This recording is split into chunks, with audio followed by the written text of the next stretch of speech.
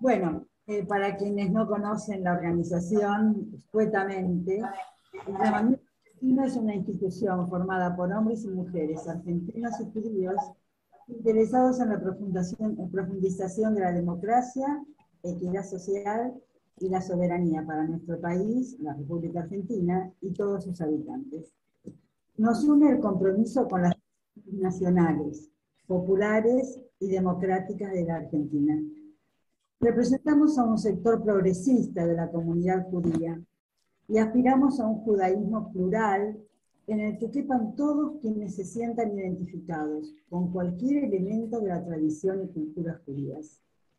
Quienes sentimos que la Daya no representa nuestra cosmovisión como argentinos judíos, encontramos en el llamamiento a la institución que nos representa. Nos interesa la grande, la perspectiva de género, y nos oponemos a cualquier tipo de discriminación negativa, como y donde sea entre las personas. Con respecto al Estado de Israel, nuestro ideal es 2 pueblos, 2 estados. El funcionamiento del llamamiento se produce a través de numerosas comisiones de jóvenes, cultura, derechos humanos, asuntos legales, cine, perspectiva de género, etc. Emitimos periódicamente un boletín en el que difundimos nuestras actividades y tocamos temas de interés. Y se nos puede encontrar en nuestros canales de comunicación en Facebook, YouTube y Twitter, o en nuestra página, llamamientoargentinojudío.net. Bueno, esta actividad, como les decía antes, fue una iniciativa de la Comisión del Boletín.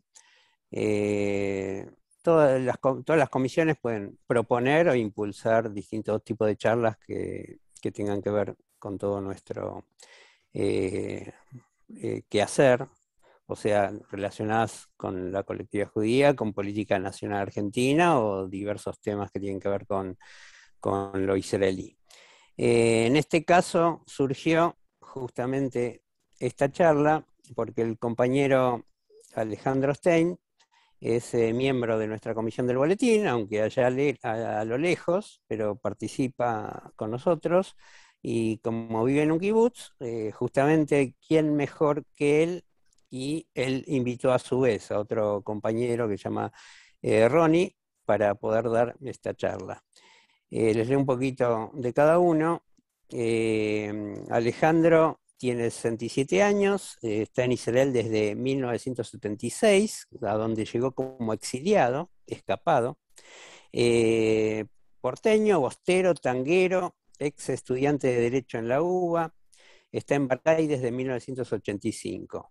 Es miembro de varias comisiones del kibutz, fue secretario de la Comisión Política y de la Comisión de Vivienda. Bueno, Ronnie Buchman, también argentino, miembro del kibutz Gash desde 1980. El kibutz Gash fue fundado por emigrantes de Latinoamérica y las principales funciones que cubrió fue la de secretario general del kibutz durante 2 periodos, director del Departamento de Recursos Humanos de la Unión Industrial del Movimiento Kibutziano, enviado por el Estado de Israel por 3 años a la Argentina para trabajar con jóvenes e instituciones comunitarias, e impartió cursos de dirección y concientización cooperativa en España. Bueno, a Ronnie lo conocí, yo de casi un pibe, y él como un yelía joven, en el movimiento juvenil donde yo estuve, así que fue una sorpresa cuando Alejandro dijo que lo iba a invitar a colaborar en esta charla, porque justamente él es especialista en este tema de cooperativismo. Bueno, Ale, si querés empezar. Empiezo. Quería comentar de que una anécdota del kibutz, enseguida te dejo, de que fallece una persona muy conocida, muy importante dentro del kibutz, que hizo todas sus virtudes en el cementerio. En un momento dado, la mujer se fue. Entonces, al salir del cementerio, una amiga la retiene y le pregunta, ¿por qué te vas? Ese no es mi marido. Yo no lo conocía así. Así Bueno. me hizo mucha gracia, pero no importa. O sea, hay que preguntarle a la mujer de Ronnie si todo lo que dijiste es verdad, pero no importa. Ahora empiezo, un minuto. Bueno, centrate más en la cámara, Alejandro. A ver, me paso la computadora como... Ahí está, dale. Ahí está. Compartimos computadora con Ronnie. Bueno, les cuento de vuelta para los que no me conocen y para los que no les bastó la presentación de Marcelo. Me llamo Alejandro Stein, sí, es verdad. Llegué en 1976 acá, a Israel. Cuando llegué a Israel, fui adoptado por el kibutz Ramot Menashe, que es otro kibutz lleno de latinoamericanos. Cuando se enteraron que tenía que escaparme de Argentina, estuve un año allá, viví después 6 años en Jerusalén. Después de los 6 años en Jerusalén, porque quería probar lo que era la ciudad en Israel, con mi ex mujer y mi hija con 2 añitos, decidimos buscar de vuelta a Kibutz, y ahora les voy a explicar por qué decidimos buscar de vuelta a Kibutz. Y así es como llegamos a Barcay en enero de 1985. En Argentina yo milité en el antiguo Partido Socialista de los Trabajadores. Me autodefino a mí mismo como un trosco jubilado. Pero hay una cosa a la cual nunca renuncié, a mi socialismo. Y tenía total y absolutamente claro que lo que más acercaba a un modo de vida socialista y comunitario dentro de, yo creo que universalmente casi, era el modo de vida kibutziano de ese momento. Así es como llegamos a Barcay, por un problema ideológico, no por un problema, por causas ideológicas totales. Les puedo contar como anécdota que apenas llegado a Barcay, se lo comenté ahora a Ronnie antes de empezar la charla, estaba con mi nena en el cochecito y de pronto me di cuenta que hacía 10 días, apenas llegados al kibutz, que yo no había tocado una moneda ni un billete. No había sacado plata para nada. Prácticamente me puse a llorar de la emoción. Vamos un poquitito de historia, chiquitito, para no aburrirlos. El primer kibutz que se creó se llamaba Gania. Se creó en octubre de 1910, o sea que está a punto de cumplir 111 años. Y los que crearon el kibutz eran un grupo de locos que eran 10 hombres y 2 mujeres. Pensemos un poco en qué época estamos viviendo. Estamos viviendo 1910, los tipos se habían escapado, eran militantes de izquierda rusos. Era la época del fracaso de la primera revolución rusa, de la revolución de 1905, pero el socialismo estaba en ascenso, la izquierda en general estaba en ascenso. Por la manera de vida que tenían los tipos, más que marxistas y socialistas eran medio anarcos. Ellos profesaban el amor libre y todo era común, desde el amor hasta la ropa. ¿Qué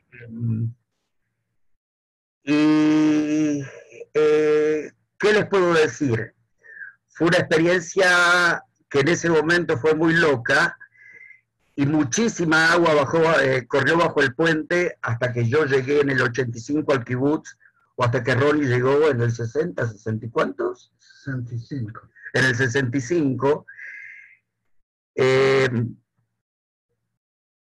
Y desde ese año 85 en que yo llegué al kibutz hasta lo que estamos viviendo en este momento, es geométrica la diferencia, no aritmética. A ver, ¿qué más les puedo decir?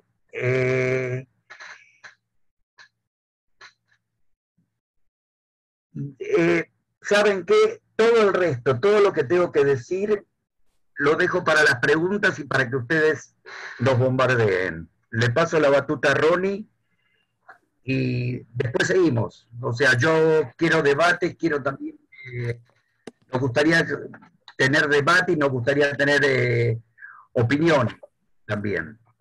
Bueno, un segundo, yo me olvidé de decirles que vamos a abrir la participación después de la charla de Ronnie, tanto por mensaje, por chat, como levantando la mano. Los que levantan la mano tienen que tocar abajo el botón que dice reacciones y abajo dice levantar la mano y automáticamente se ordena por orden de aparición. Y quienes quieran hacer preguntas, pedimos especialmente eso, que sean preguntas y no que no se explayen mucho y como máximo 30 segundos, así podemos regular bien los tiempos. Entonces, bueno, eso. Dale, Ronnie. Bueno, para mí es un honor y no solo son meras palabras charlar con nosotros, con ustedes. Para nosotros, para la gente que vive en el kibutz, es un regalo poder comentar con ustedes la vida que nosotros realizamos. No es una vivencia ideológica solamente, sino es un proyecto de vida. Y por eso se complica un poco la explicación, pero es un poco más amplio y más tratamos de tocar todos los puntos de la vivencia nuestra en el kibutz. Yo llegué al kibutz por una cuestión ideológica. Les quiero contar de que mi padre, mi abuelo, en Buenos Aires creó una cooperativa de sastres. Y mi padre en Córdoba creó una cooperativa de créditos en un barrio pobre. Si hay alguien de Córdoba, el barrio Alberti. Y desde temprana edad, el kibutz o la idea socialista me atrajo mucho. Y nuevamente, en base a ese deseo de poder hacer lo que se piensa y lo que se dice. Es decir, el kibutz, pensé, y creo que en gran parte es cierto, me puso ante la verdad. No es solamente decir lo que tú quieres hacer y mejorar la sociedad, sino tratar de hacerla y podés hacerla dentro del kibutz. No es fácil, pero quiero hacer una pequeña reseña sobre lo que era el kibutz, el modelo clásico del kibutz, que hasta hoy sí hay el 20% de los kibutz siguen teniendo esa tendencia, llevando a cabo el kibutz clásico, que es un proyecto de vida. No es solamente el cooperativismo como se entiende mundialmente en Argentina, acá en Israel, que es yo estoy muy, muy de acuerdo con el cooperativismo que soluciona muchos problemas. Es un proyecto de vida en todos los aspectos de la vida humana, desde el nacimiento hasta la muerte. Es decir, un proyecto un poco exagerado en las posibilidades de que la gente lo puede llevar a cabo. Pero así fue en mi kibutz hasta el 2007 que hicimos el cambio. Es decir, nosotros nos ocupamos dentro del kibutz desde que nacen los bebés, los hijos nuestros, hasta que mueren. Es decir, hay una casa de bebés y hay un cementerio. No es que es una palabra, nos encargamos de todos desde que nacen hasta mueren. Eso es lo que se hace. Y algo más todavía, es crear un hombre nuevo, una nueva sociedad y productivizarlo. Yo llegué al kibutz en el año 65, 23 años llenos de ideales y ¿qué hay que hacer? Esa era nuestra pregunta del grupo que habíamos llegado. ¿Qué hay que hacer? Y me dijeron, bueno, hay que ordeñar las vacas. Y digo, bueno, ¿a qué hora hay que ir a ordeñar las vacas? Me hicieron, hay que levantarse a las 3:30 de la mañana porque a las 4 empieza el ordeñe. Yo nunca había visto una vaca tan cerca de mis ojos. Y tener que ordeñarla, había ya maquinarias que automáticamente se ordeñaba, pero había que ponerle la máquina, enchufarle a las máquinas a 300 vacas, 350 vacas lecheras, que hay algunas que eran primerizas y pegaban unas patadas terribles. Y yo al burgués me tuve que adaptar si quería yo seguir con esa idea de que tenés que llevar a cabo lo que tú piensas. Yo les quiero decir de que una anécdota muy cierta, que antes de la guerra de los 6 días, Israel está en muy buenas relaciones con la Unión Soviética, muy buenas. Tiene relaciones con la Unión Soviética. Y vino a visitar un ministro de la Unión Soviética y junto con el embajador fueron a un kibutz a ver ellos lo llamaban kolhoz, ellos querían ver el kibutz. Es cierto porque me lo comentó la gente, una persona que estuvo presente en esa reunión. Y escucha y todo el relato, y cuando llega al relato sobre el tambo, que hay que levantarse a las 3:30 de la mañana, él preguntó, ¿cómo hacen para que esa gente, el ruso preguntó, el soviético, para que vayan a trabajar? ¿Qué es lo que motiva para que vayan a trabajar? ¿Hay incentivo económico? Castigo? No había incentivo económico y no había castigo en el kibutz. Pero la gente se levantó. Ellos no podían concebir que existe una posibilidad.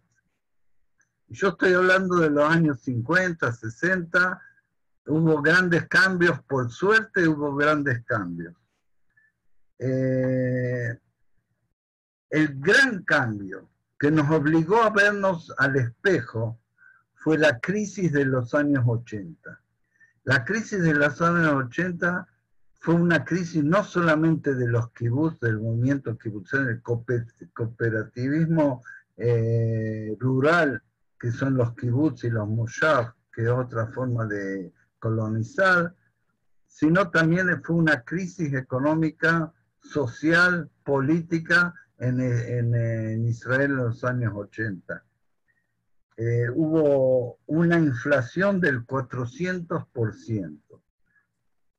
Hoy en Israel casi no hay inflación, pero de 400%. El interés era elevadísimo y el que sabe, el que tiene industria o trabaja en agricultura o ganadería, sin créditos no pueden desarrollarse, no pueden seguir trabajando. La industria de la Histadrut, de la CGT, que era un imperio, era también grandes fábricas que movían gran parte de la economía israelí, entraron en crisis y tuvieron que cerrar. Y el cambio de gobierno, Begin, el gobierno, la derecha, y ya nosotros no éramos los niños... después cuando termine la frase quiero meter un bocado. Y la caída de la Unión Soviética. La caída de la Unión Soviética dice, bueno, si ahí el sistema socialista no marcha, y no marchaba, ¿cómo vamos a poder seguir adelante? Y hubo abandono, mucho abandono de los kibbutz. No sé cuándo estuviste en el kibbutz, ¿en qué año estuviste? Yo en el 82. 82. Del 82 al 85, sí.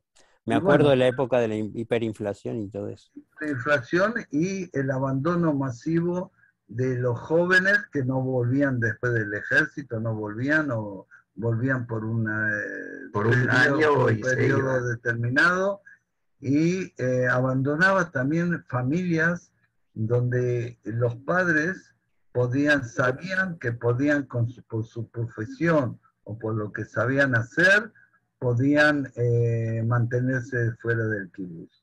Fue una crisis enorme que teníamos que sentarnos y pensar qué hacer. Adelante. Le tomo yo la batuta un minuto, primero quiero llevarlos un poquito atrás, ampliando lo que dijo Ronnie sobre la crisis.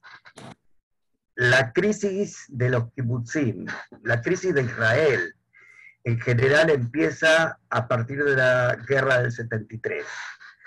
En la guerra del 73, que agarró a Israel con los pantalones abajo, la guerra de Yom Kippur, provoca un descreimiento y un terremoto dentro del gobierno laborista que parecía eterno en Israel. El movimiento kibutziano, que era parte del movimiento laborista, tenía inclusive diputados dentro de la Knesset, dentro del Parlamento, recibe también ese golpe. Y la guerra del 73 es la que conduce, en definitiva, a que en 1977 el laborismo pierde las elecciones, lo gana el Likud y la derecha la maneja del país, con el interregno chiquitito del gobierno de Yitzhak Rabin en el 92, que terminó con su asesinato. A partir de 1977, en el momento en que sube la derecha, el gobierno, que es de derecha, que odia a los kibutzim, nos empieza a sacar la alfombra de debajo de las patas, y ahí se comienza a gestionar la crisis junto con medidas de gobierno profundamente neoliberales y muy locas de los sucesivos ministerios de Economía del Likud. Esa es una de las causas de la crisis del movimiento kibutziano. Otra de las causas, yo lo podría relacionar también con la caída de la Unión Soviética. Así como los partidos comunistas prácticamente en todo el mundo y la Unión Soviética se dedicaban a leer las obras de marxismo como si fueran un libro de cocina y tratando de ir con las recetas, el movimiento kibutziano hizo exactamente lo mismo. Tenía recetas, se mentía a sí mismo, fue total y absolutamente rígido, y desde la dirección del movimiento no querían cambiar nada, no veían que había necesidad de cambiar nada. O sea, el barco hacía agua, y el Titanic hacía agua y la orquesta seguía tocando mientras tanto. Esa fue la causa que de pronto lo llevó al movimiento, como dice Ronnie, a tener que enfrentarnos a nosotros mismos y decir, gente, acá la cosa no va, vamos a ver qué hacemos. Yo desde el llano, porque en ese momento estaba, digamos, era un Javier más, y Ronnie posiblemente desde la dirección. Yo digo lo que yo vi desde el llano. que el movimiento como que había perdido la manija, no sabía para dónde correr, no había plata con qué apoyarnos, y la mayoría de los kibutzim estaban mal económicamente. Cada kibutz buscó su solución más o menos por su lado. Ahora lo dejo de vuelta a Ronnie para que Ronnie siga hablando. Quería agregar una cosita. Cuando nosotros pensamos en el kibutz como uno de los tantos sistemas posibles dentro de lo que se puede decir el socialismo según los textos científico, utópico o posible, justamente es el kibutz uno de los tantos modelos que existieron. Hasta me acuerdo una frase de Ronnie hace 40 años que decía: es un experimento que no fracasó. Y yo sé que estábamos hablando de un kibutz muy distinto en la década del 70. Un poco para poner un eje, entre otros tantos, porque es tan amplio el tema del kibutz, sabemos que el socialismo implica básicamente la propiedad colectiva de los medios de producción. Entonces, ¿cuánto de ese ideal de la propiedad colectiva de los medios de producción existió en la época del kibutz histórico y en el día de hoy, que de eso se mantiene? Y otra frase por ahí paradigmática es: de cada cual según sus posibilidades y a cada cual según sus necesidades, sin que haya una conexión directa entre lo que uno da y lo que uno recibe, que sería el ideal del socialismo. Entonces, bueno, eso como para que nos mantenga un poco dentro de un eje. Igual cualquier otra aproximación, obviamente, desde ya. Perfecto, sí. Lo que les quiero decir, para los que, cuál es la estructura del kibutz. El kibutz empezó con agricultura y ganadería, siguió con la industria, siguió con el turismo, con nuevos cultivos. Por ejemplo, en mi kibutz hay nuevos cultivos de césped. Es decir, que nunca lo hubiéramos soñado eso, y es una entrada muy buena. Vendemos césped a las municipalidades y a la gente particular. Hay iniciativas en otros campos. Lo que quiero decirle que ante ese panorama, es decir, el kibutz con esa crisis seguía viviendo, y había una base bastante buena como para poder seguir, no cerrar el negocio. Hubo voces que decían se terminó. Yo les puedo decir que había deudas siderales. El 80% de los kibutz estaban en déficit. Ahora yo les voy a contar los últimos datos de los últimos años, cuál es la situación. Pero en esa época nos sentaba la dirección, la gente dentro del kibutz o a nivel de todo el movimiento, ¿qué se hace? Porque hay procesos paralelos. Un proceso era el fracaso y otro proceso eran oportunidades. Y gente dijo, vamos a tratar, sin olvidarnos del gran fracaso, empezar a ver cuáles son las oportunidades. Pero lo primero que tenemos que hacer es, no sé si la palabra en castellano es esa, pero es sincerizarse. Es decir, ¿qué es lo que podemos hacer y qué no? No como Macri con el dólar. ¿Cómo? No sincerizarse como Macri hizo con el dólar. Cuando Macri devaluó, dijo que sinceraba al peso. Por eso digo. El problema es que analicemos las situaciones de los distintos países con las herramientas de cada uno. No. Está bien. Un chiste nomás. Pero es cierto que era muy sincera la sincerización. Si nosotros que el kibutz esa comuna, no era un kibutz, era esa comuna de crear un mundo nuevo, una persona nueva, que los niños vivan separados de los padres. Vimos que no estábamos con las... y no lo podíamos seguir llevando adelante. No solamente económicamente, sino que los hijos del kibutz querían cambio. Y cuando los hijos del kibutz quieren hacer cambios, nadie los puede parar.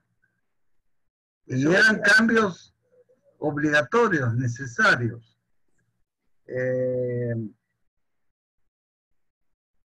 Todo eso lo decíamos que lo tenemos que hacer con libertad de pensamiento. El autocrítica que tenemos es que no supimos adaptarnos a la realidad, que no es cierto, había inflación, está la derecha, cae la Unión Soviética, ¿y qué vas a hacer? ¿Vas a ir al muro de los lamentos a llorar? Tenés que sentarte y ver lo que se puede hacer.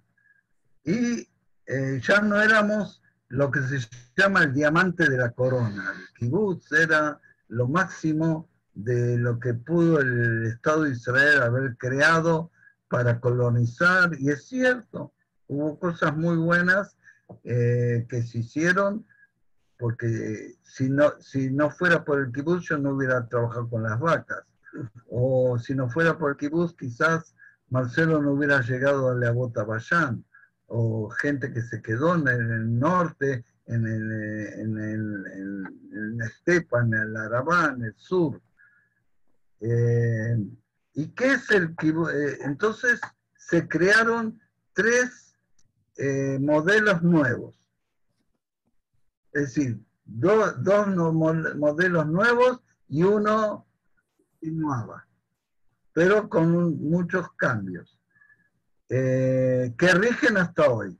Los 3 modelos son los siguientes. El primero es el clásico, que son el 20% de los kibutz. Hay 265 kibutz en Israel, hay 180.000 habitantes. Ya les voy a decir cuánto había hace 10 años. Y el 20% siguen con el kibutz clásico. Son los kibutz ricos. Son los kibutz que tienen fábricas muy, muy exitosas, que tienen sucursales en todo el mundo. Habrán escuchado Netafim, habrán escuchado Materna, sí, claro, sí, tenés razón. Materna, Magan Mijael, Mishmar Emek, Be'eri, son kibutzim muy, muy ricos que están en la bolsa de... En la bolsa de comercio. En la bolsa de comercio. No acá en Israel, sino en New York. O sea, para poder ser un kibutz comunitario del modelo clásico en este momento, se necesita mucha plata. Ahora hay un kibutz que hizo mucho dinero. ¿Qué hacen? Ellos fabrican robots que limpian piletas de natación. Es un kibutz que gana mucho, mucho dinero. Nosotros visitando esa fábrica preguntamos, ¿de dónde la chutzpah, cómo se dice? ¿De dónde le llegó la idea? De hacer dinero con un robot que limpia piletas? Dice, no te das una idea cuántas piletas de natación hay en el mundo. También en Argentina, ellos también ven en Argentina, en Brasil, en todos lados. Y cuando te referís a... Partieron este año, es un kibutz clásico, repartieron este año a cada uno de los integrantes del kibutz, miembros del kibutz, $100.000. Ahora, nuevamente, les quiero decir, son el 20% y no son todos así. La mayoría, el otro 75-80%, son los kibutzim aceptados por el gobierno de Israel. Hay una ley de cooperativismo, se llaman los kibutz renovados. Es decir, que hicieron grandes cambios y el gobierno, la ley del cooperativismo dijo, si ustedes hacen bajo estos, el proyecto de ustedes, pero si van a tomar en cuenta varias premisas que yo ahora se les voy a decir, entonces es permitido. Ronnie, un segundo. Cuando te referís a kibutzim clásico, para quienes no sabemos bien en qué sentido es clásico, o sea, qué es lo que se mantiene, Okay. Eso. Lo dije antes, no hay propiedad privada. Ah, bueno, eso. Los medios de producción son del kibutz. No hay trabajo, no hay sueldo diferencial. Es decir, o sea, el secretario general del kibutz y un tipo que trabaja ordeñando vacas ganan exactamente la misma cantidad de dinero. Cuando el que ordeña vacas tiene que ganar más. Sí, porque vos ordeñaste vacas. La base es recibir de acuerdo a lo que necesitas, o sea, y aportar de acuerdo a tus posibilidades. Sigue eso. Pero trabajan duro. Hay mucha opinión pública y hay muchas exigencias, pero la gente recibe, ve que el kibutz responde y el nivel de vida es muy alto y no hay peligro de quedarse sin trabajo. Vos te levantás y te vas a trabajar. El kibutz que es ahora, que estamos nosotros, cuando te levantás a la mañana, te vas a ganar, a trabajar, o sea, para mantenerte. Que eso no es así en los otros kibutzim. Ahora, yo quiero... Una de las cosas que no cambiaron en el kibutz renovado del que habló Ronnie es lo que se llama la responsabilidad o la solidaridad colectiva entre los miembros del kibutz. Ahora, no estoy hablando solamente, o sea, básicamente desde el punto de vista económico, tanto el kibutz de Ronnie como el mío, yo pienso que la mayoría de los kibutzim renovados tienen lo que se llama una red de seguridad. Los javerim que no tienen trabajo o que no pueden trabajar tienen un sueldo mínimo que les da para poder mantenerse. Los sueldos son diferenciales, hay gente que gana mucha más guita, ellos tienen una entrada mínima de dinero. Yo les voy a contar una anécdota personal, porque la responsabilidad o la solidaridad colectiva no se mide solamente en dinero. Los compañeros de la comisión del boletín que me conocen, les cuento que están hablando medio con un milagro. Yo hace 7 años estuve 1 mes y medio en coma. Tengo un EPOC muy fuerte, casi me ahogué, y entre mi mujer y la enfermera principal del kibutz me salvaron la vida. No de eso les quiero hablar. Mientras yo estaba polillando bárbaro, no sé por qué me despertaron, porque dormía, era sensacional la siesta que me echaba, mi señora, mi compañera, que está escuchando, volvía del hospital, todos sabían dónde estaba la llave de casa, y encontraba comida hecha, preparada para ella, para que no tuviera necesidad de cocinarse. Eso también es parte de la solidaridad colectiva. Cada kibutz es un mundo. En mi kibutz eso pasa, yo no sé si pasa en todos los kibutzim. Ahora seguí. Ahora, por ley, lo que acaba de decir Alex, por ley del departamento de las cooperativas que depende del Ministerio de Trabajo de Israel, por ley tiene que haber esa red de protección económica. Y ahora la pregunta, si los sueldos, todos los sueldos van a cada uno a su bolsillo, de dónde hay dinero para poder solventar lo que nos cuenta Alejandro. Hay dos impuestos, aparte de los impuestos que hay en el país, hay otros dos impuestos obligatorios dentro del kibutz. Uno, que todos pagamos lo mismo, es por cápita, todo el mundo paga, no importa su situación económica, y hay otro impuesto a los que ganan más dinero.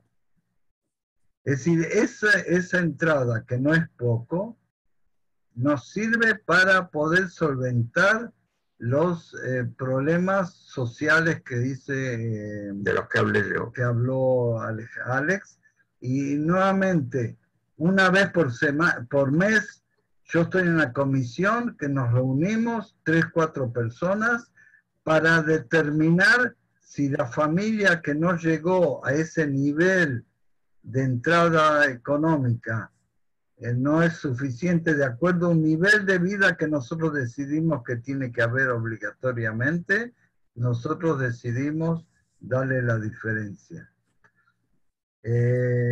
Otro elemento que se hizo con el kibutz renovado es la jubilación.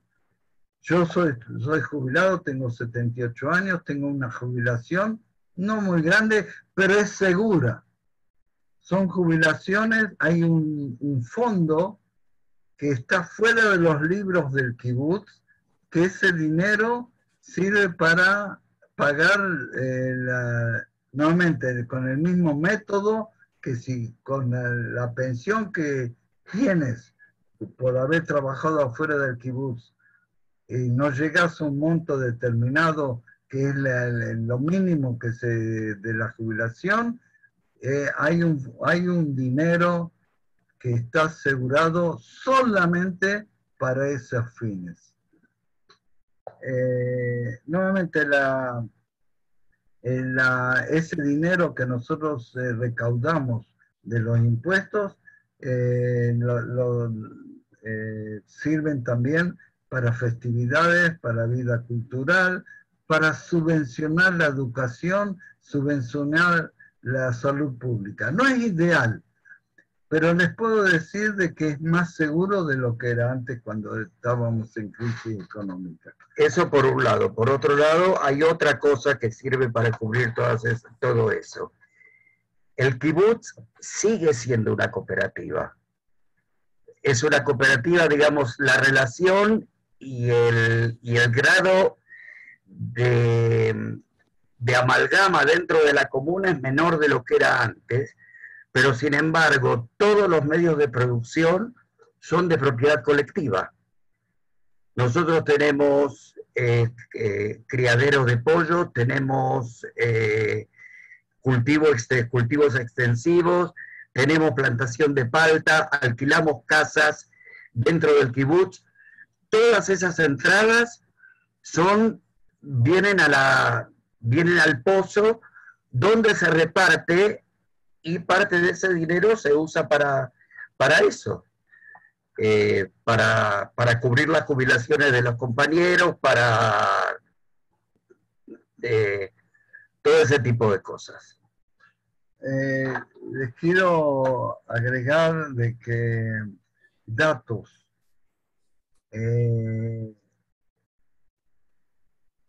La gente que está en contra del kibutz acá en Israel, especialmente la gente de derecha y gente que dice que tenemos demasiadas tierras para cultivar, les quiero decir algunos datos del aporte económico de los kibutz a la economía nacional.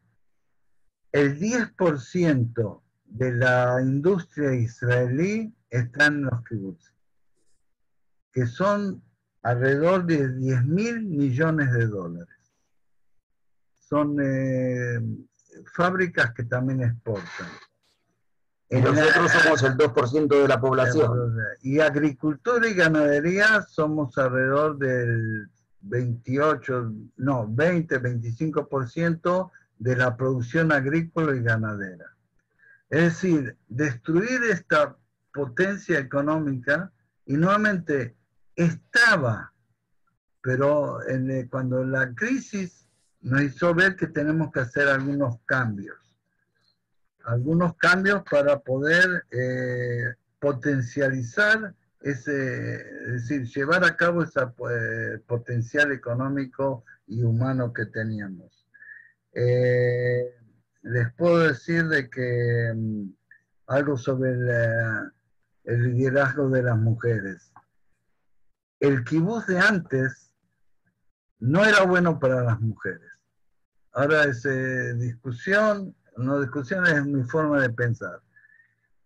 Como no había trabajo asalariado, había comedor. Tenían que trabajar, alguien tenía que trabajar en el comedor, alguien tenía que trabajar en la cocina, alguien tenía que cuidar a los niños, alguien tenía que hacer los servicios del kibutz. Y ahí estaban las mujeres. Ahí estaban las mujeres. Y podían ir a estudiar únicamente educación o servicios y desarrollar un poco la economía de servicios del kibutz. Actualmente, y les digo porque nosotros ahora recibimos a nuevos integrantes del kibutz, que son los hijos nuestros del kibutz, todas las mujeres después del ejército van a estudiar lo que ellos quieren y te das cuenta por las profesiones que eligen que también se pueden mantener económicamente. Es la liberación de la mujer. Nuevamente, es una discusión que teníamos con los veteranos de los fundadores del kibutz, que decían, pero si hacemos el cambio van a perder todos los derechos sociales. Justamente con el cambio hubo grandes cambios para bien de la población. Les puedo decir, y yo creo que también es en tu kibutz, que mi kibutz hoy, si tendríamos 100 viviendas más, las llenamos. No tenemos lugar para nadie. Perdona que te para interrumpa. Nadie más. Empezamos ahora una edificación de 40 casas. Vamos a recibir 40 familias más. Tenemos 45 familias más esperando que edifiquemos casas nuevas todavía. O sea, el crecimiento de la población en el momento que hicimos el cambio y la gente joven empezó a ver que podía ser independiente y que no iba a estar restringida por lo que era el kibutz viejo, empezaron a volver los hijos. No solo empezaron a volver los hijos, sino que las familias quieren vivir en este tipo de vida. Para finalizar nuestra ponencia, y bueno, estamos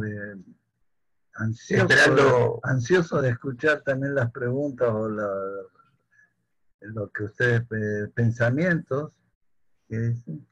Quisiera preguntar, espera, seguí hablando yo. Está el tercer modelo que se está desarrollando, que es el modelo urbano. Nada que ver con los kibutz. Un kibutz en la ciudad. Son iniciativas de gente joven, familias jóvenes, en ciudades o poblaciones no céntricas, en la cual ellos viven juntos. Nuevamente, el nivel de colectivización o de económico o que se reparten o no, eso cada uno cada uno va a decide. Pero es interesante, es un tema que lo estamos acompañando en su desarrollo. Nosotros no intervenimos y ellos no quieren el kibutz actual, aparte que no hay lugar en los kibutzes nuestros, no lo aceptarían. Otro despertar es la idea cooperativista.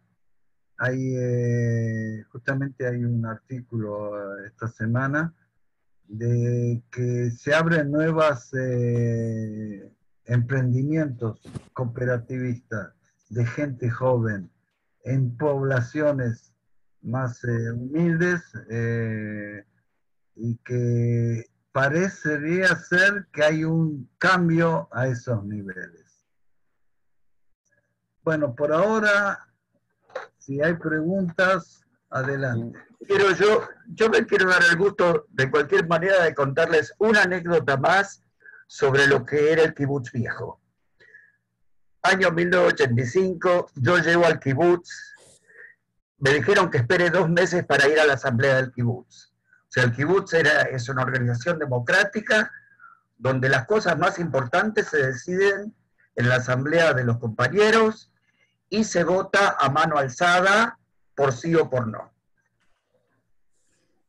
Llega el mes de marzo, tengo permiso para ir, tenemos permiso mi ex mujer y yo para ir a la Sihat Kibutz, a la asamblea del kibutz. El segundo tema que llega a consideración de la asamblea es el pedido de la Comisión de Educación para empezar a usar pañales descartables y dejar de usar pañales de tela. Eso había que decidirlo en la asamblea. Estábamos a punto de llegar a la fiesta de Purim. Yo estaba seguro que era una broma para calentar el ambiente antes de Purim. No podía ser que eso se trajera una asamblea. Bueno, se decidió por mayoría empezar con los pañales descartables. Desde ese momento en Barcay se usan pañales descartables. Ahora sí, el que quiere preguntar. Bueno, gracias. Buenas noches a todos y todas, y vamos a intercalar, tanto levantando la mano como desde el chat. Y entonces la primera persona que intervino con una pregunta es Gastón Levy, después sigue Nina Stein, luego Liliana Saidón, y voy diciendo quiénes siguen. Gastón Levy por el chat pregunta, ¿qué está pasando con los jóvenes del kibutz y con el compromiso político de izquierda de la comunidad kibutziana que existía hasta fines de los 90 por lo menos? ¿Contesto yo o contestás vos? No, adelante. Adelante. Una de las cosas que pasó con el kibutz renovado, aunque pasó en todo el movimiento kibutziano,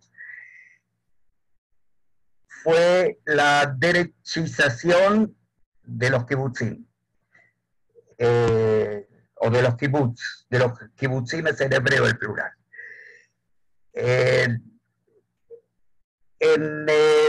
Digamos, históricamente, todo el movimiento kibutziano, menos el movimiento kibutziano religioso, porque hay kibutz que son religiosos, votaba desde el laborismo hacia la izquierda. Yo les puedo decir que en las últimas elecciones en mi kibutz, Barcay,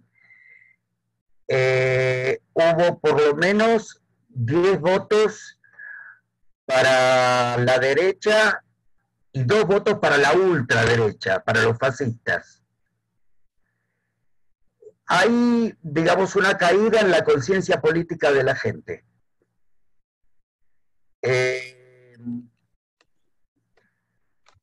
Yo lo veo como 2 causas.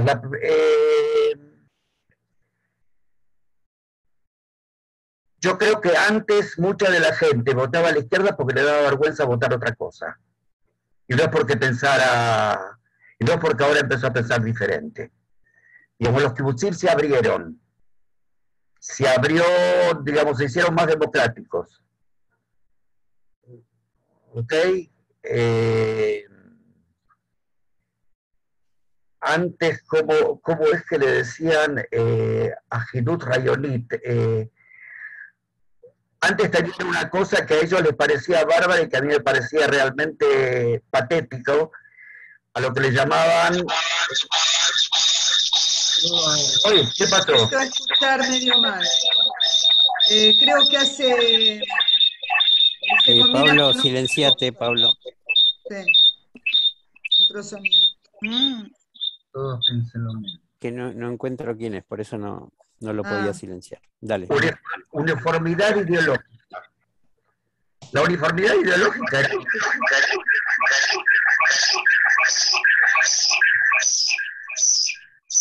Si no le gusta lo que digo, ¿por qué me lo tiene? Perdón, es una persona que figura como Galaxy A11. Y Ya está, ya desactivé. Ya está, gracias, está. Mirta. Bueno, eso era parte de la estructura ósea del kibutz.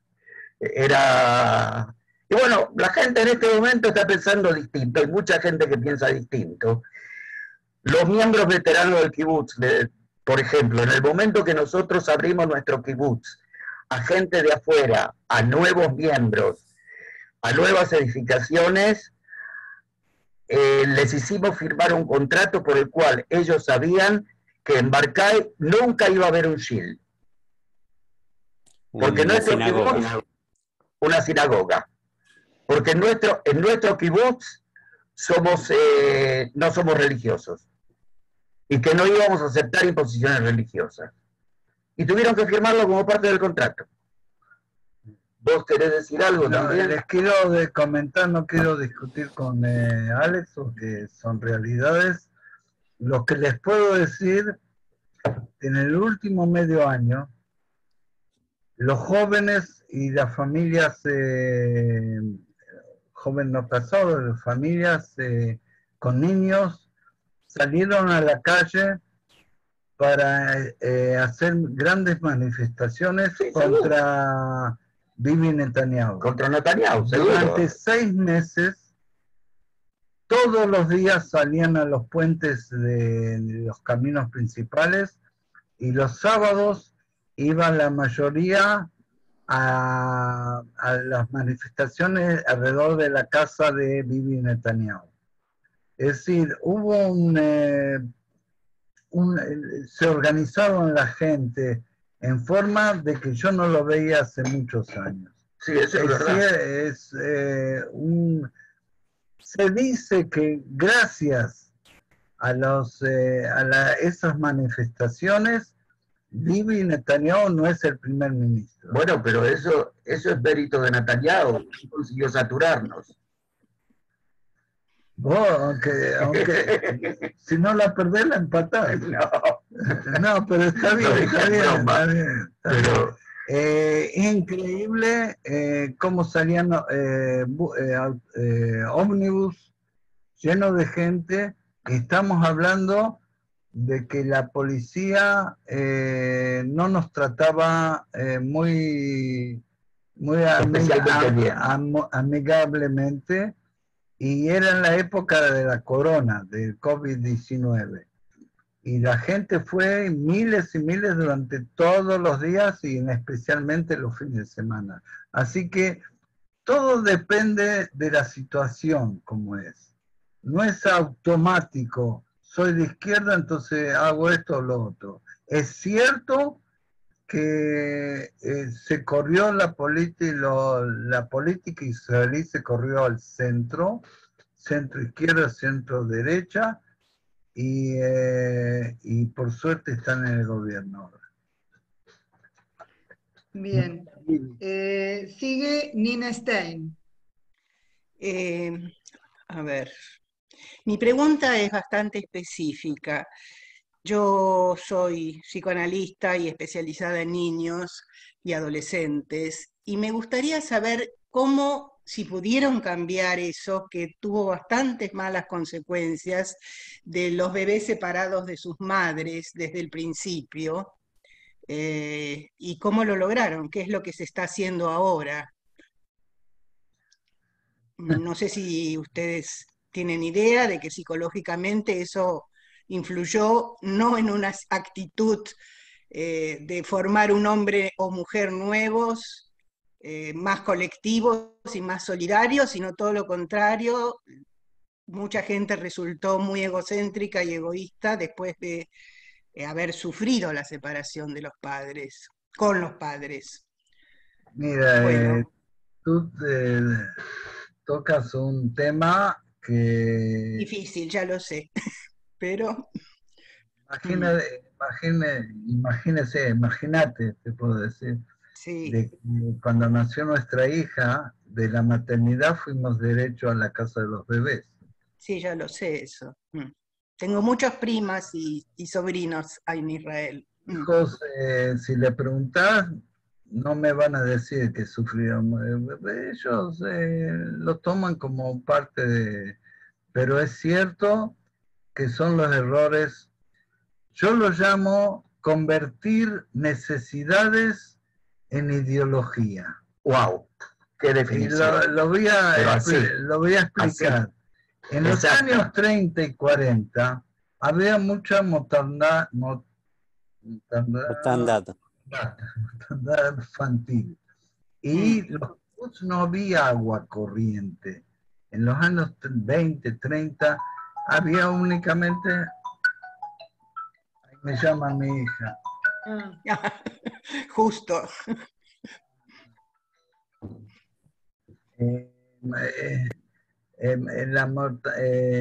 Y entonces construyeron una sola casa de material con agua caliente y fría. Para los chicos, sí, yo lo sé. Los chicos.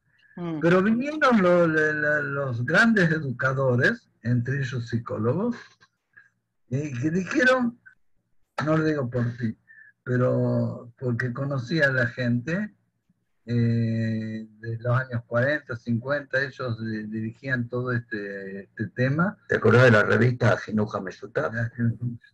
Sí, la educación comunitaria. Dijeron de que es una...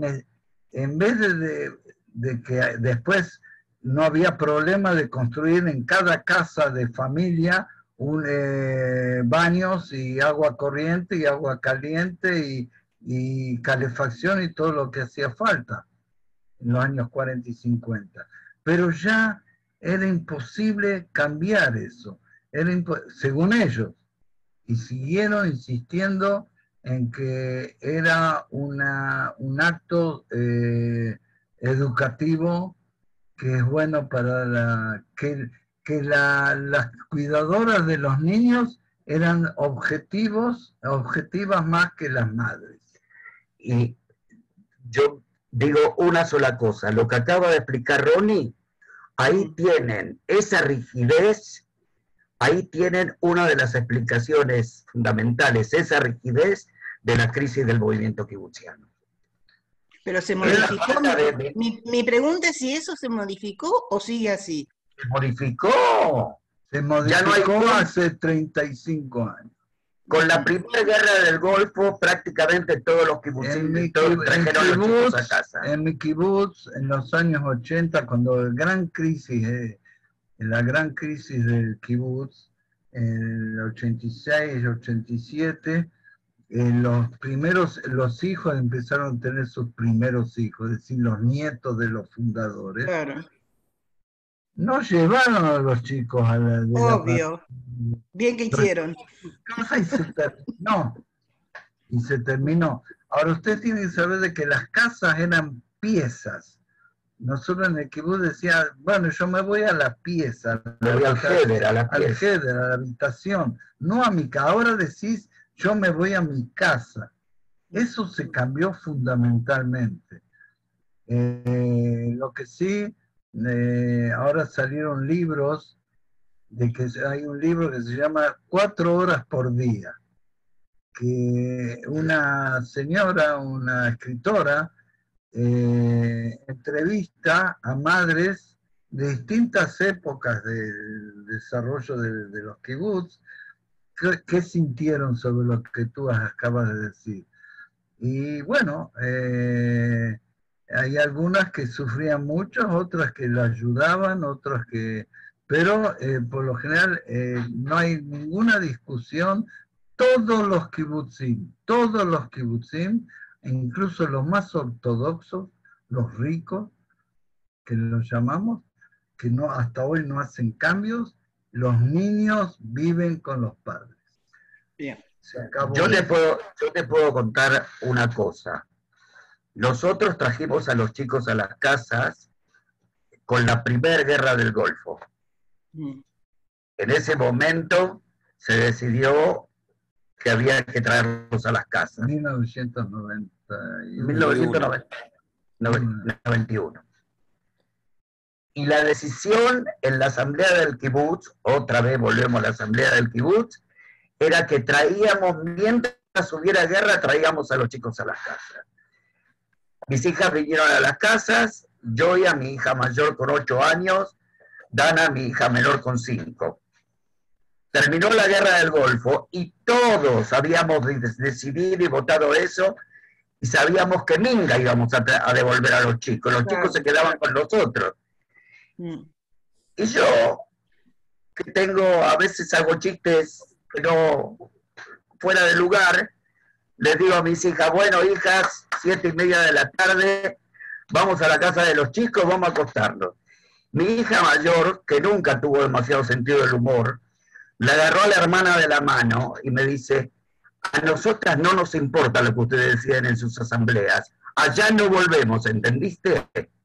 Metí mi en el bolso y me callé la boca. Ahora te quiero decir... Primó el sentido común. Sí. ¿Cómo te llamas? Nina. Nina, ahora te digo que no hay lugar dentro de las guarderías y la escuela primaria que está en el kibutz y en la mayoría de los kibutz para la cantidad de padres que quieren traer sus hijos a la educación del kibutz. Sí, ahora sí, seguro. Es impresionante. Es otra cosa, una cosa es la educación. Pero sí. La educación es excelente, la educación es excelente. Claro. El problema son dos cosas distintas. Una cosa es el apego y la necesidad de que la madre esté con los bebés o el padre, y la otra es lo que se hacía hasta los 90. Terrible. Uno de los problemas que había es que no había dinero para construir otra habitación. Nosotros vivíamos en una habitación y otra media habitación, una habitación media. Y teníamos un hijo únicamente, pero había a esa edad, los 2 hijos mayores ya habían pasado toda la época de la niñez en la escuela de los niños, en la casa de los niños. Y bueno, había otras familias con 3 hijos en 2 piezas, hasta que el kibutz se empezó a construir y bueno, ahora se está mejor. Bueno, gracias. Voy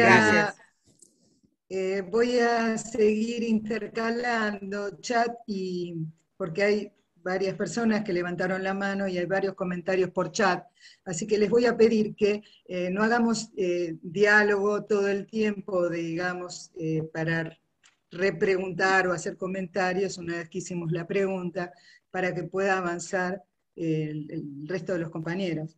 Liliana Saidón dice desde el chat, entendí bien, las mujeres solo podían estudiar para maestras o algo similar. ¿Hasta qué año sucedió esto y si no había protestas?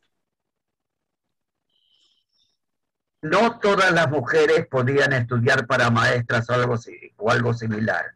No todas las mujeres podían estudiar, digamos, se dedicaban a prestar servicios o a la educación, pero sí eran la amplia mayoría. En muchos casos, en ese sentido, el kibutz castró. No solo castró a las mujeres, también castró a algunos hombres. Cada hombre o cada mujer que quería estudiar algo especial, en definitiva, tuvo que irse del kibutz. Sí, pasó eso.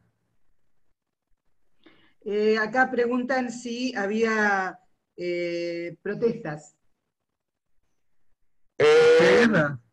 Protestaron con las patas, tomándose el buque. Ah, se fueron, bien. Le damos la voz a Mirta Weisblatt. Mirta, desmuteate. Hola, buenas tardes. Yo quería hacer 2 consultas. La primera, no me quedó claro la diferencia entre los kibutzim que quedaron tradicionales y los renovados. ¿En qué se diferencian? Esa es una pregunta. Y la segunda pregunta es, ¿qué pasó con los kibutzim durante todo el tiempo de gobierno de Bibi? Que era derecha, ¿cómo los trataba el gobierno a los kibutzim? Son las dos preguntas. ¿Quieres que yo diga la diferencia por la política? Dale. Mira, la diferencia es que el tradicional no había salarios diferenciales. Es decir, cada uno recibía el mismo presupuesto. La única diferencia que había dentro de eso, los kibutzim tradicionales, era la cantidad de niños que tenían. Si tenían más niños, recibían más presupuesto. Pero en el kibutz renovación, el salario, hay sueldo diferencial. Por ejemplo, yo trabajaba fuera del kibutz y yo ganaba más que alguien que trabajaba dentro del kibutz. Y cuando era el kibutz tradicional, yo no veía el cheque. Entraba directamente a la cuenta de banco, del banco. Al fondo común, claro. Cuando hicimos el cambio, ese cheque... Está muteado, Ale. Se mutearon, no te escucho. ¿No me escuchaste? Ahora sí. Repetí. Salario diferencial, cada uno trabaja donde quiere, donde puede. Hay lo que se llama, antes cada uno recibía de acuerdo a lo que necesitaba y entregaba de acuerdo a sus posibilidades. Ahora esa relación no existe. La relación es de que tú tienes que trabajar y te conviene trabajar en puestos para ganar más dinero porque vas a tener mejor nivel tu familia. Ahora, en el kibutz nuevo, nosotros, como decía, pagamos un impuesto para lograr que no haya pobres, para que todos reciben una renta accesible para sus necesidades básicas, y hay otras mejoras para la gente que tiene problemas, pero normalmente no son muchas. La mayoría busca trabajar en lugares rentables, más rentables. Ahora, ustedes fíjense lo que era en el kibutz tradicional, cuando el kibutz era tradicional. Nosotros teníamos lo que se llamaba el mercadito y el almacén. En el mercadito no pagábamos la leche, no pagábamos el azúcar, no pagábamos la harina, no pagábamos la yogur, no pagábamos el queso blanco, no pagábamos la fruta, no pagábamos la verdura. En el almacén teníamos café gratis, Nescafé gratis, galletitas gratis, hasta caramelos gratis, shampoo, jabón, papel higiénico. O sea que mi trabajo me volvía a mí de otra manera también, me volvía en esos productos. No es que venían gratis, nosotros laburábamos para que eso llegara. Claro. Ahora, eso era en el kibutz tradicional, viejo. Hoy en día, yo trabajo, o yo trabajaba, ahora soy un nuevo jubilado,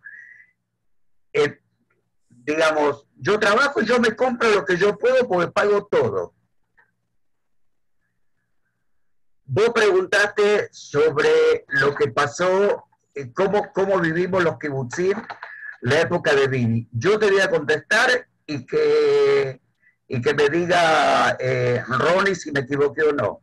Yo pienso que los kibutzim durante la época de Bibi ya estábamos independizados y no lo necesitábamos a Bibi prácticamente. no necesitábamos prácticamente al gobierno. Discúlpenme el término, nos cagaron en todo lo que pudieron, pero por suerte no pudieron mucho. Bueno, Bien, Ronnie. le toca una... ¿Cómo? ¿Seguimos? Tengo ahora a Ángel Gutman, luego a Rosa Galestock y luego a Susi, ¿sí? Como para ir diciendo el orden. Ángel pregunta, ¿podrían ampliar el tema de los kibutz que están en la Bolsa de Comercio? ¿Es abrir el kibutz a inversionistas que no trabajan en el mismo? Esto lo puedo decir yo en 2 palabras. Los kibutzim que tienen industrias grandes e importantes, como por ejemplo una industria, un kibutz en el que yo tengo amigos, Hatzerim, que tiene una industria de riego muy importante, simplemente la fábrica tiene acciones en la bolsa, trabaja en la bolsa, está en la bolsa de comercio, nada más. O sea, vende acciones y la gente las compra, o no. No celebra el kibutz a nadie. No, yo no estoy de acuerdo. Está bien, vos sabés más que yo. No es que no estoy de acuerdo, quiero agregar algo, ampliar. Una pregunta excelente. ¿Cómo se llama el que preguntó? Ángel Gutman. Ángel, las industrias muy poderosas no pueden, para conseguir nuevos capitales, necesita salir a la bolsa. Y hay una tendencia muy grande ahora de que hay que tomarla en cuenta, que hay lo que se llama el exit. Es decir, vienen empresas multinacionales, es un tema, y compran parte de la fábrica. Hay algunas fábricas que las vendieron totalmente, porque si querés desarrollarte y no quedarte atrás, necesitas dinero, capital, nuevos mercados y mejor tecnología. Y para eso necesitas el dinero que hay en el mundo, que hay mucho dinero. Entonces hay fábricas que sí hay inversiones de afuera. Lo que se trata es que las fábricas que partes se venden a empresas del exterior o de acá de Israel, de que sigan trabajando dentro de los kibbutz, de que no se lo desmantele y se lo lleven a otro país o a la ciudad, sino que la condición para que entre un socio es que siga trabajando en el kibbutz. Nestlé compró Materna. Exacto, y sigue allá. Sí. Ángel, ¿está bien? Sí, está bien. O sea, y está claro que hay retribución al capitalista, lógico. Por supuesto que sí. Sí, listo. Es una empresa mixta. ¿Quién es? Ahí va. ¿Prestamista? Empresa mixta. Mixta. Rosa, desmuteate. Gracias. Bueno, hoy habían hablado de que hay un impuesto por el cual, para poder sostener algunas cuestiones del kibutz, en el cual los que tenían más dinero pagaban más. ¿Se referían un impuesto a gente que está en el kibutz o un impuesto a gente más rica fuera del kibutz? No. Únicamente nosotros podemos decidir decisiones para la gente, los miembros del kibutz. No podemos decidir eso. Y yo creo que no tenemos derecho a pedirle a gente de afuera que nos ayude. No. Yo creo que... Aparte no nos van a ayudar. No nos van a ayudar. En una época pedíamos del gobierno, pedíamos de los bancos, pero actualmente se trata de evitar pedir préstamos que después no vamos a poder devolver. Incluso, únicamente es el aporte de gente kibutz. Los que ganan más, ¿tiene que ver con el valor diferencial que tiene cada tipo de trabajo o tiene que ver con trabajo que la gente del kibutz hace afuera? No, gente, cada uno con su sueldo. Hoy en día el secretario general del kibutz gana más que un obrero que está, o un cocinero que está trabajando en la cocina. Pero lo que se le pide a los javerim, a los que ganan más, es lo que se llamaría una especie de aporte solidario. Ayudar más al fondo común. Bien. Susi, desmuteate. Estoy desmuteada. Bueno, entonces pregunta. Hola, buenas tardes. Quería hacer dos pequeñas preguntas. Primero, ¿hay palestinos dentro del kibutz? ¿Está permitido? ¿Y hay gente fuera? Bueno, perdón, no era para traer lío. ¿Y hay gente que no pertenezca al kibutz y que trabaje por un sueldo, digamos, como un asalariado externo al kibutz? Bueno, ¿Contesto yo? No, el segundo yo, el primero vos. Lo de los palestinos me largo a mí. Me voy yo. No, también eso, pero... Mirá, te voy a decir una cosa. Es prácticamente una ley no escrita por la cual los palestinos, tanto israelíes como, y por supuesto que los palestinos de los territorios, tampoco van a venir a vivir en un kibutz o en un moshav. Es prácticamente una ley no escrita. Ha habido casos en el que, como una forma de provocación, algún palestino ha tratado de entrar y no pudo. No voy a defenderlo eso. O sea, si ustedes leen lo que yo escribo en el boletín, saben cómo pienso. Eso por un lado. ¿Cuál era la otra pregunta que hiciste? Asalariada externa al kibutz. O sea, ustedes tomaban empleados por un tiempo determinado, por una cantidad de horas, o de días, o de meses, que no fueran miembros del kibutz.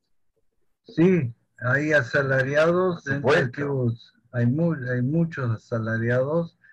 Eso permitió dos cosas: que nuestros hijos vayan a estudiar estudios universitarios, terciarios, y que también nosotros, los que queríamos trabajar en otros puestos más interesantes, o que nos pidieron, por ejemplo, yo trabajé en la Unión Industrial de los Kibutz, mi puesto en la fábrica vino un asalariado. Lo digo en forma muy... No te reemplazó un miembro del kibutz, sino que tuvieron que tomar a gente de afuera. Mira, te digo que, por ejemplo, hoy el director de la fábrica es de afuera. Ajá. Nosotros decimos que los puestos más importantes, lo que determina es lo que se llama que sea idóneo, que sea la idoneidad. Pero también, por otro lado, si hay un integrante del kibutz que se postula para ser director de la fábrica, primero se lo lleva a él a votación. Tiene prioridad el integrante del kibutz para esos puestos. O sea, para asalariados era una de las crisis más grandes que hubo en el kibutz en los años 50 y 60, que decían, no puede haber más asalariados.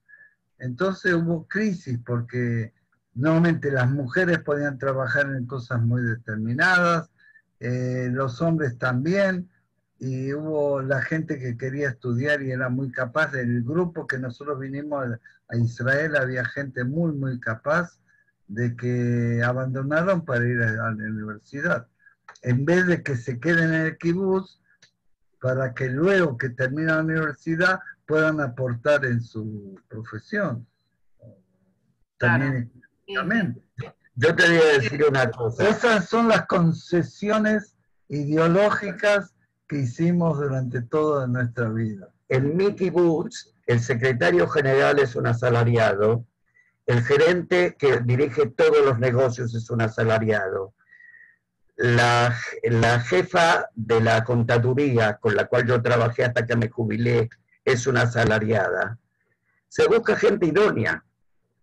Era tradicional, por ejemplo, que se buscaba quien dirigiera los negocios dentro del kibutz porque así tenía que ser. Así no fue también. Porque mucha de esa gente que llegó no era idónea. Te quiero contar de que ahora más mujeres entran a puestos de dirección.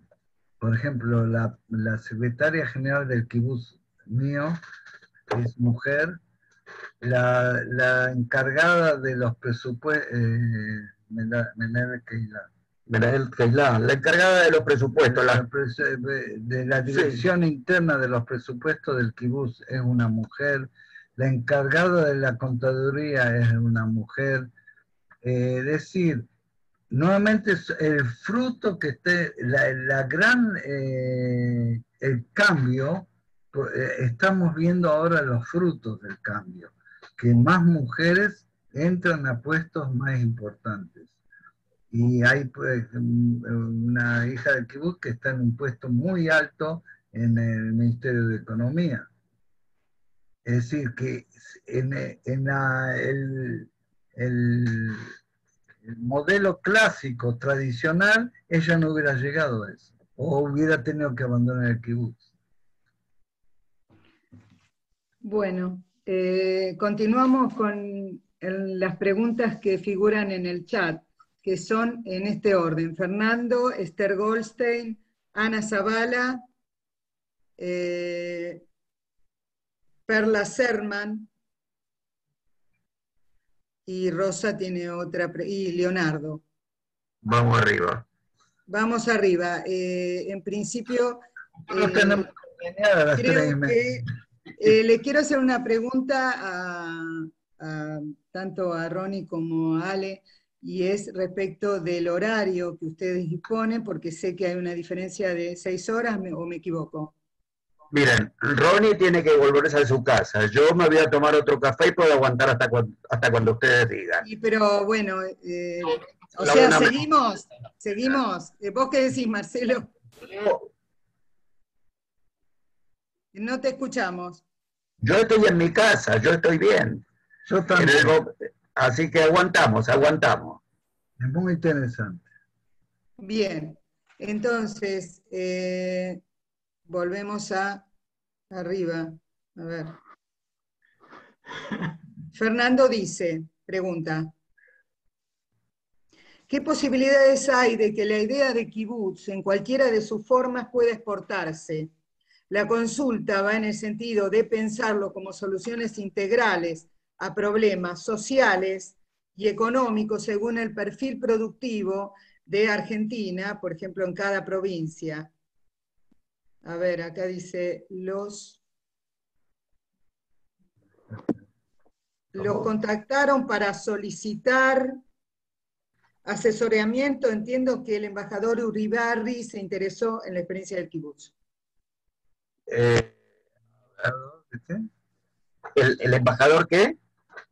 Uribarri. Ah, el embajador argentino. Argentino, sí. No, les puedo contar una experiencia mía el gobernador de Salta me invitó por intermedio de la embajada, me parece, fue hace unos 10 años, a levantar un kibutz en Tartagal, en la provincia de Salta. Okay. Ahora, lo interesante es que yo llego allá y pregunto, señora, espera, ¿sí? Yo le voy a contar otra cosa, chiquitita, mientras Rory habla por teléfono con su hija, creo. en el año... Bueno, ¿sí? No, seguimos, está bien, terminaste. Y llego a Tartagal y pregunto de qué se trata. Un poco me habían dicho. En Tartagal habían dado un predio, una tierra, para que mujeres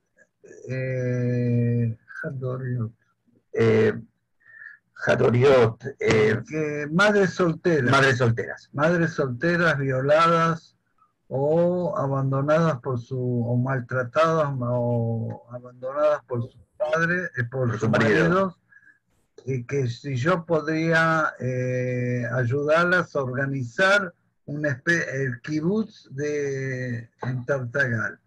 Yo llego allá, yo creo que una experiencia más extraordinaria que tuve en mi vida, y tuve una semana con ellas, en un hotel.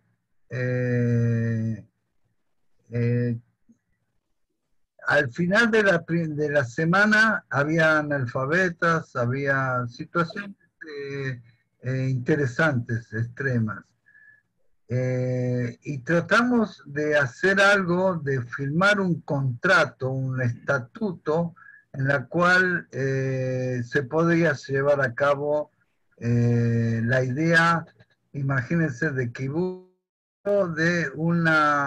de trabajar juntas en ese predio, que podían cultivar, podían amasar pan, podían vender flores.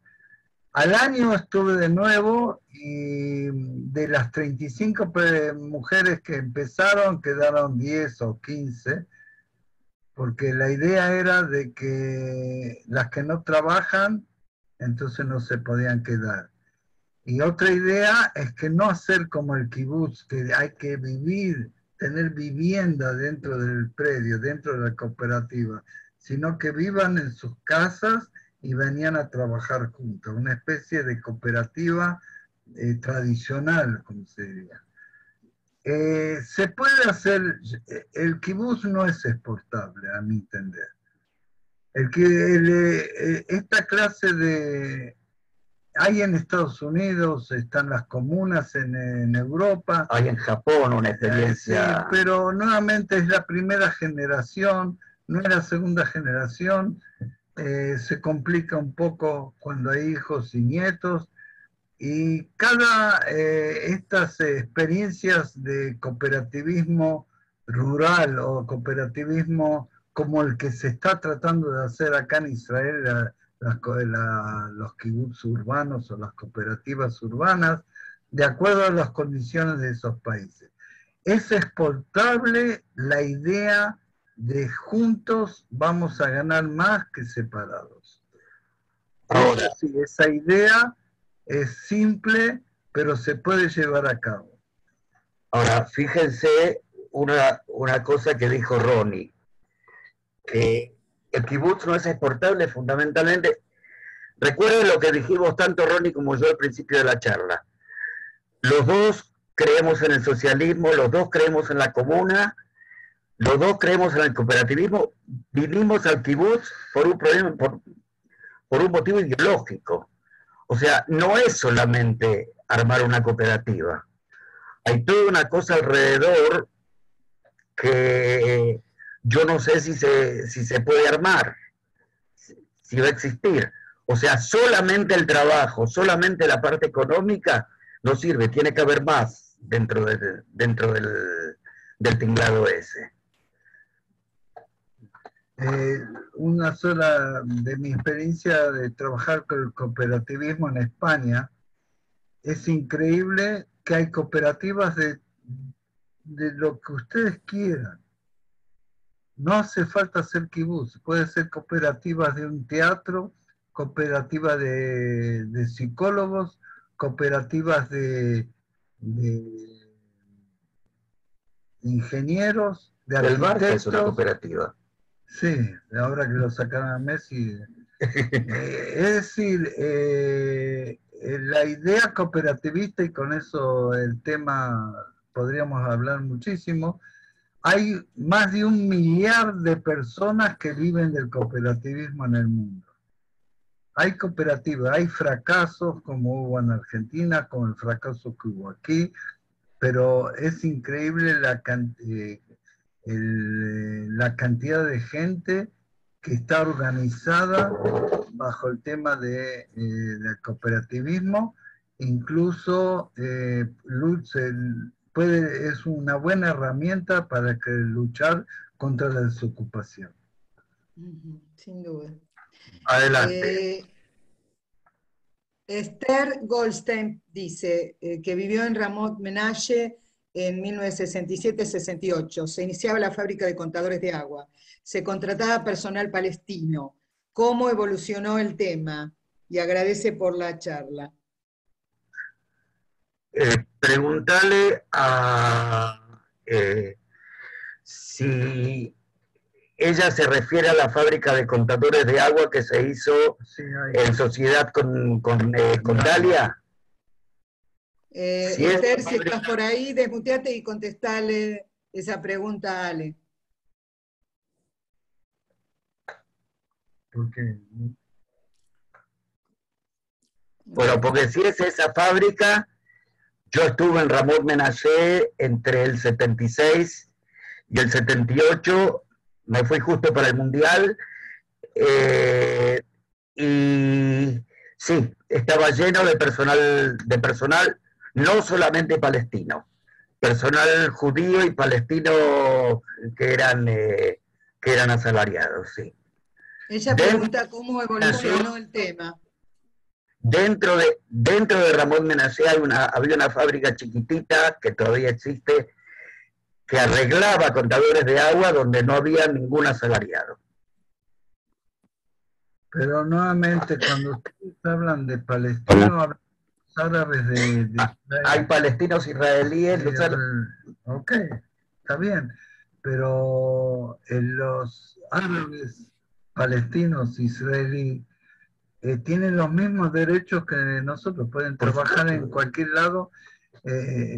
Si me permiten una palabra, si los árabes de Israel hoy hacen un paro general, el país económicamente y socialmente sufre un colapso. Ocupan puestos muy, muy importantes en la construcción, en los hospitales, hay muchos médicos, hay muchos directores de hospitales. Hay 2 hospitales muy grandes en Israel que son dirigidos por médicos árabes.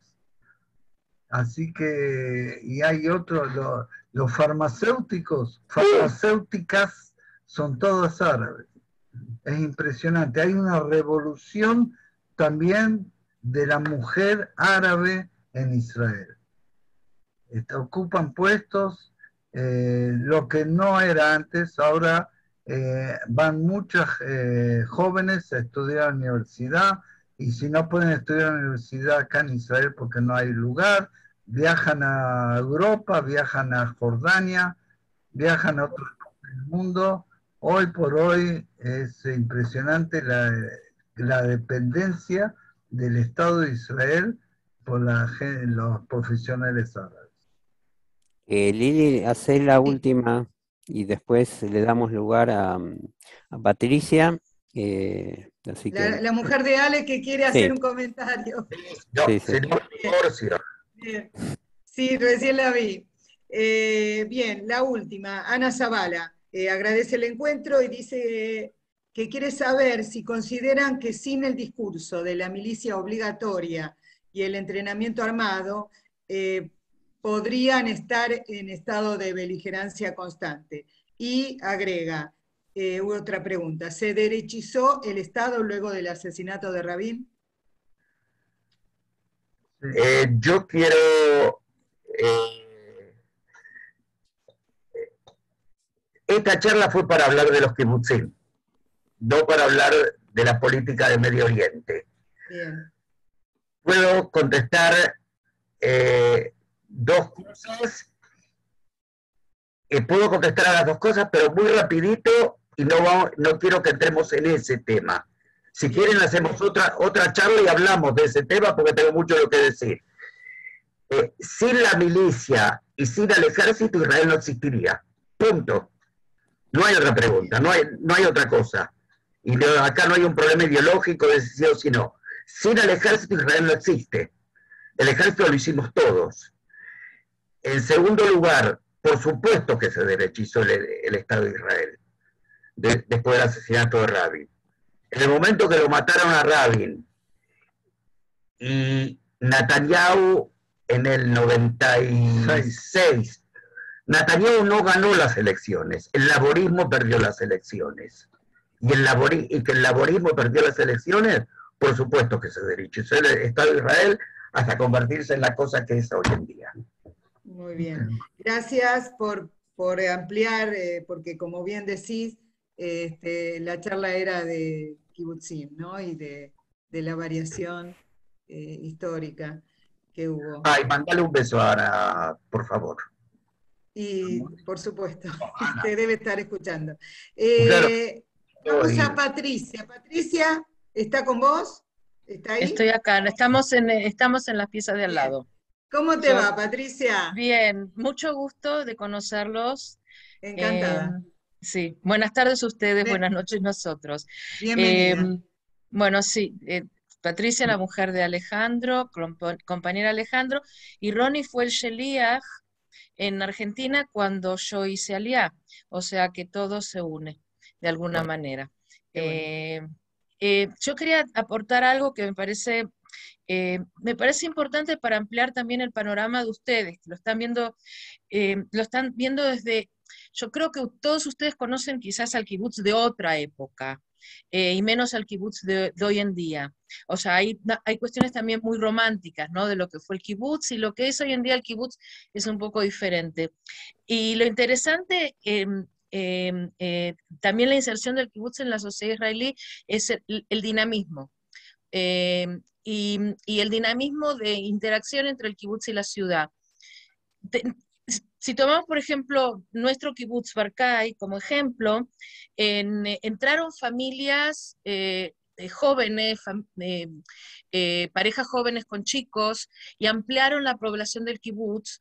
Son los que en los kibutzim diríamos los anexos, o sea, el kibutz tiene su población original con los hijos del kibutz, pero también por una necesidad de ampliar la población, entraron nuevas familias y construyeron sus casas dentro de lo que serían el terreno del kibutz, y formaron parte de la comunidad del kibutz, o sea, familias de la ciudad necesitaban o querían o buscaban lo comunitario que tiene el kibutz, para darles a sus hijos la vivencia kibutziana.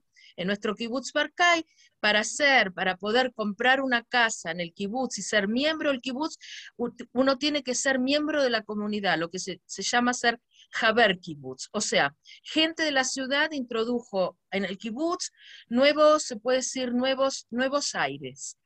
Y hizo como una especie de renovación en lo que significa la vida cotidiana, la cultura en el kibutz.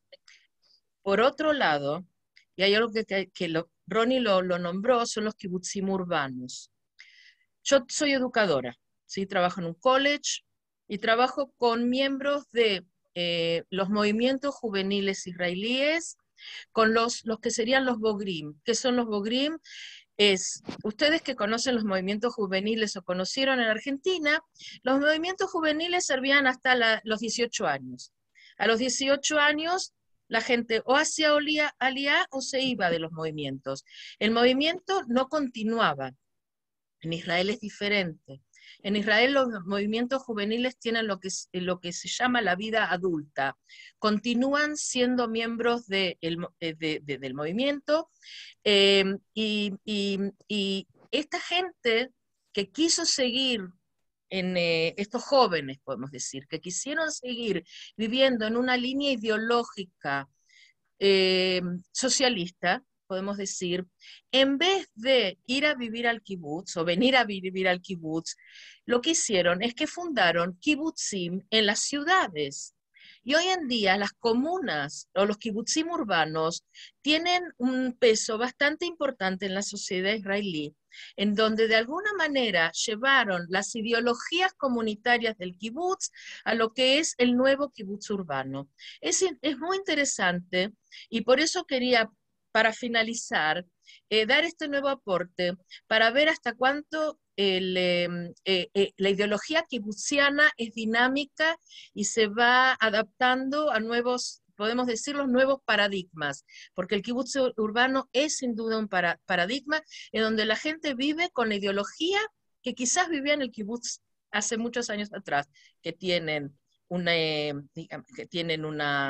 Kupa Meshutefet, Fondo un común. fondo común de dinero y tienen, a veces puedo decirles, yo trabajo con ellos, que tienen una exigencia socialista mucho más exigente que la del kibutz, el kibutz donde nosotros vivimos.